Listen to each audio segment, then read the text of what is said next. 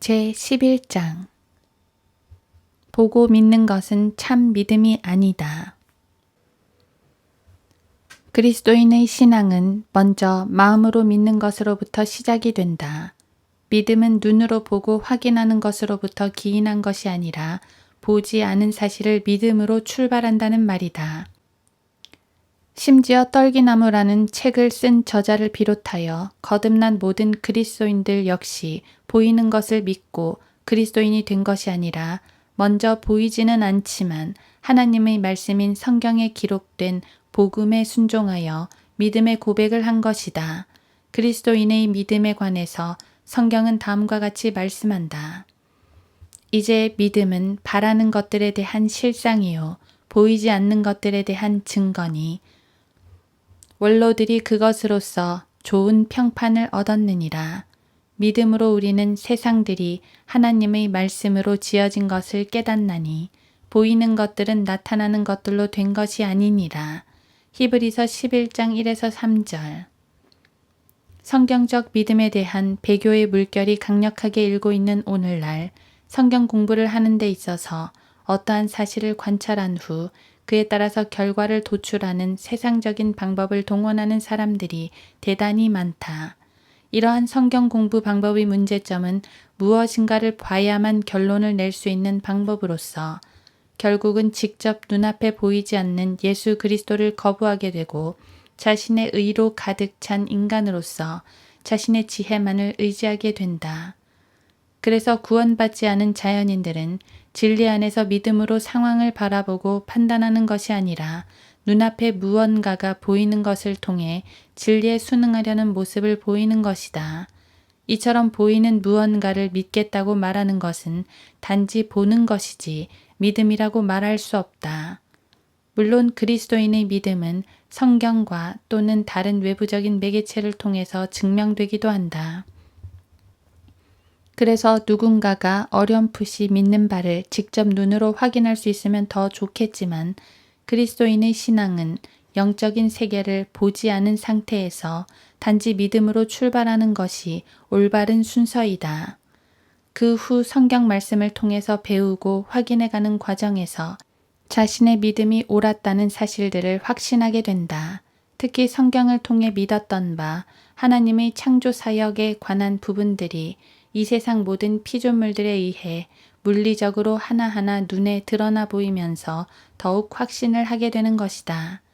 그러므로 보고 믿는 것보다 보지 않고 믿는 믿음이 더 우위에 있다는 사실을 성경을 통해서 확인할 수 있다. 이는 하나님을 알만한 것이 그들 속에 나타나 있기 때문이니 하나님께서 그것을 그들에게 보이셨음이라. 세상의 창조 때부터 그분에 속한 보이지 않는 것들이 분명히 보여졌고 심지어는 그분의 영원한 능력과 신격까지도 만들어진 것들에 의해 알려졌으므로 그들이 변명하지 못하느니라. 로마서 19장 20절. 이런 관점으로 봤을 때 진짜 신의 산에 관한 논쟁은 그리스도인에게나 자연인에게나 유익이 없는 것은 물론 오히려 혼란만 가중시킬 수 있다. 신의 산이라는 특정 지명이 하나님의 영감으로 기록된 성경에 기록되어 있으므로 사람들이 그 실체를 증명해 보이려는 시도는 있을 수 있다. 하지만 그 장소를 두고 진짜니 가짜니 하면서 논쟁을 벌이는 이러한 시도가 하나님의 사람들에게 얼마만큼 영적으로 도움이 되겠느냐는 말이다. 오히려 도움은커녕 사람들을 잘못된 길로 인도하지는 않았는지 돌아보아야 한다. 하나님은 결코 혼란의 창시자가 아니신데 사람들이 혼란을 가중시켜 하나님과 성경을 오해하도록 해서는 안 된다. 현재 모세가 십계명 등 율법을 받은 시내산의 위치가 100% 명확하게 확인된 곳은 없다.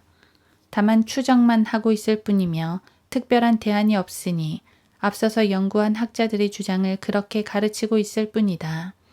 그러므로 다시 한번 주장하거니와 성경을 기록하신 하나님만이 그 정확한 위치를 아신다는 것이다. 하나님께서는 필요에 따라서는 어떤 지역이나 유물들이 성경과 일치하도록 남겨두셔서 훗날 속담으로까지 내려와 가르침을 받을 수 있도록 하신다. 이스라엘 자손에게 일러 말하기를 훗날 너희 자손이 그들의 아비들에게 물어 말하기를 이 돌들이 무슨 뜻이니까 하거든. 여호수아 4장 21절. 하지만 어떤 것들은 그분의 의도대로 아예 자취를 감추어 버리신 부분도 많다는 사실을 기억할 필요가 있다.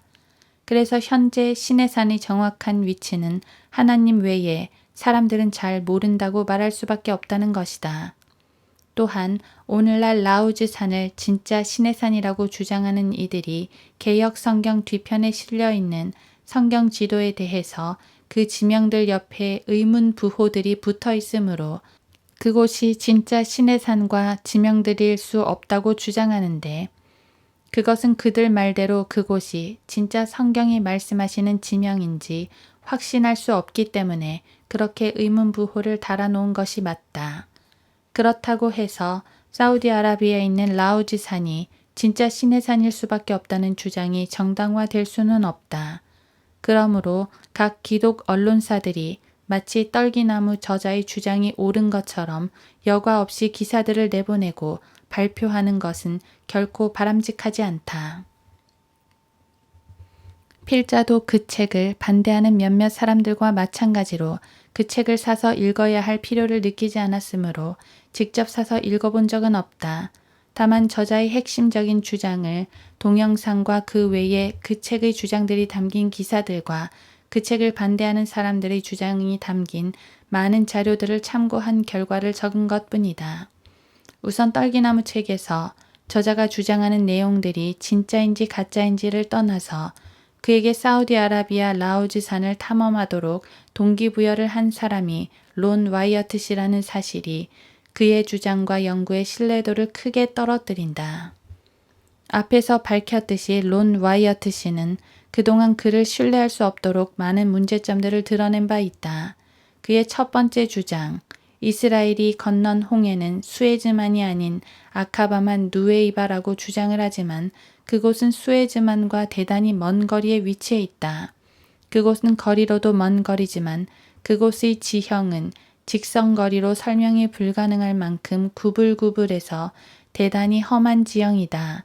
이스라엘이 출발한 고센 땅으로부터 아카바만 누웨이바까지의 거리가 오늘날 발달한 구글 어스를 통해 확인해 본 자료에 의하면 대략 500km에서 600km는 좋게 넘는 거리라는 것이다. 그런데 저자는 엄청난 무리의 이스라엘이 그 먼 거리를 단 3일 만에 도착했다고 주장한 것이다. 물론 그는 하나님께서 기적적인 방법으로 그 엄청난 군중을 그렇게 옮겨주셨다는 주장을 하고 있다. 그에게 있어서 그 주장이 궁색하지 않았던 이유는 전지전능하신 하나님 때문이다. 하나님께서 무엇이든지 하실 수 있으신 분이기에 그들을 독수리의 날개로 실어 옮기듯 기적적으로 옮기셨기 때문이라고 주장하는 것이다. 그러나 성경에는 그러한 내용이 기록되지 않았다. 그러므로 그 많은 군중들을 이끌고 험로를 3일 만에 도착하는 것은 정상적인 행군으로는 불가능하다. 여기서 사흘 만에 도착했을 것으로 추측하는 이유는 모세가 파라오에게 사흘간의 시간을 달라고 해서 무리를 이끌고 나왔기 때문이다.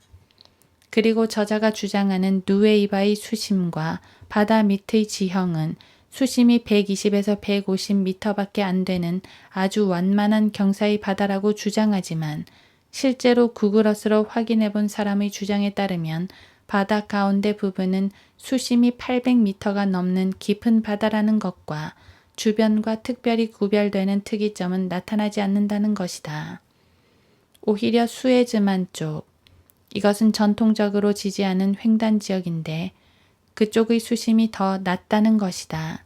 그리고 그곳 누에이바에서 발견되었다는 소위 말하는 솔로몬의 기둥을 출애굽 후 400년쯤에 솔로몬이 세웠다고 주장하는데 그 역시도 성경에 기록된 바 없으며 오늘날 그 누구도 그 기둥을 솔로몬이 세운 기둥이라고 증명해 준 바 없고 오히려 후대에 세워진 로마 양식의 기둥이라는 것이다.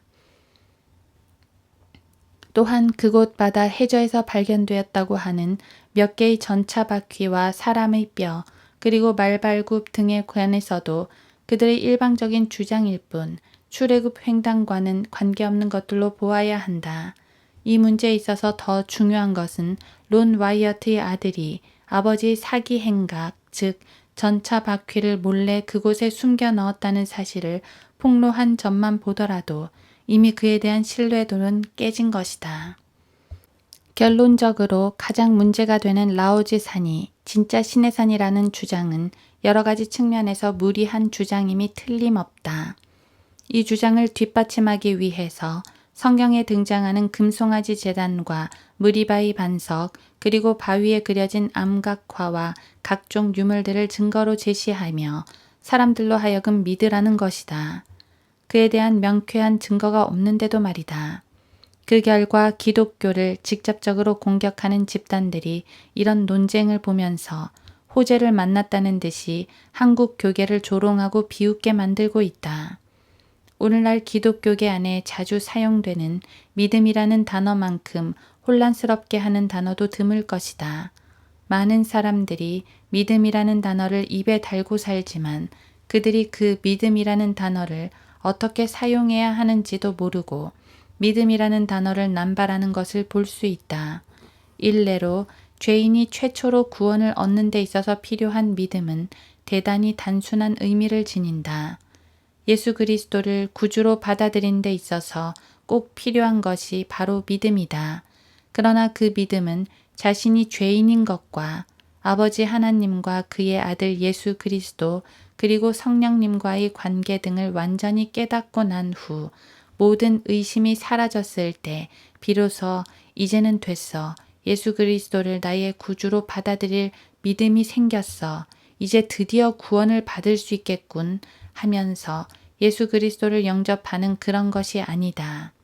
다시 말해서 예수 그리스도를 구주로 받아들이는 영적 단계에서의 믿음은 모든 성경적 지식을 다 배운 후 흔들리지 않는 믿음을 행사하는 것이 아니라는 말이다. 성경에 등장하는 믿음은 여러 종류의 믿음이 있는데 그 중에 죄인이 자신의 죄를 회개하고 주님을 영접하는 데 있어서의 필요한 믿음은 모든 것을 포괄하는 믿음이 아니다. 죄인이 복음을 듣는 그 짧은 시간에 성경에 관한 모든 것이 다 이해되고 믿어짐으로써 영접하는 것이 아니라는 말이다. 예수 그리스도의 12제자들도 마찬가지로 좌충우돌하면서 하나하나 배워나가며 믿음을 성장시켜야 했다. 교회 안에 덜어는 교회 생활을 오래 하다가 나중에 진리를 깨달은 후 믿음으로 영접하여 구원받은 사람들도 있다. 그러나 대부분의 그리스도인은 간단한 복음을 듣고 예수 그리스도를 영접하는 데 있어서 단순한 믿음을 나타내 보인다.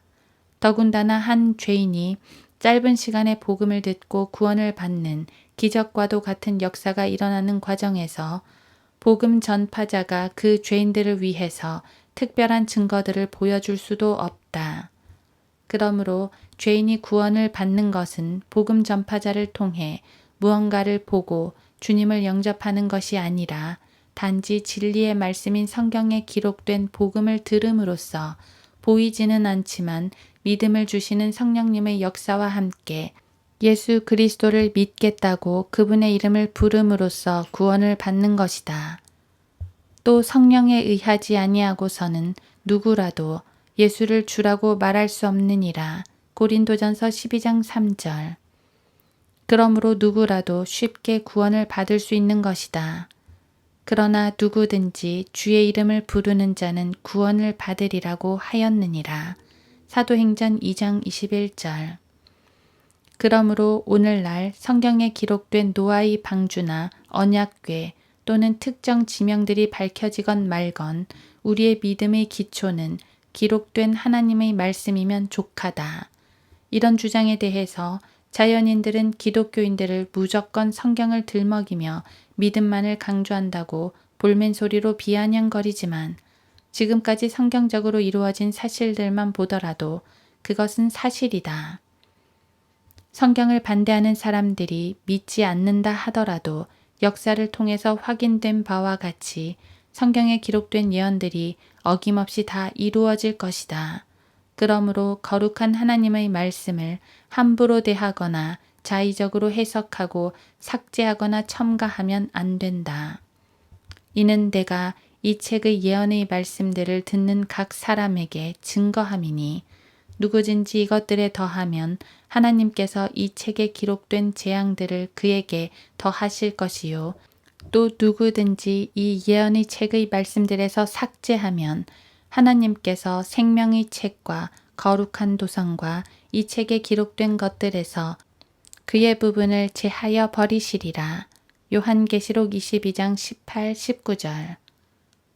이 얼마나 엄중한 말씀인가. 그러므로 거듭난 성도들은 속히 다시 오실 주님을 기다리며 자신의 믿음을 지키고 살아계신 하나님의 말씀을 지키는 것이 잘하는 것이다. 보라, 내가 속히 오리라. 이 책의 예언의 말씀들을 지키는 자는 복이 있도다. 라고 하더라. 요한계시록 22장 7절.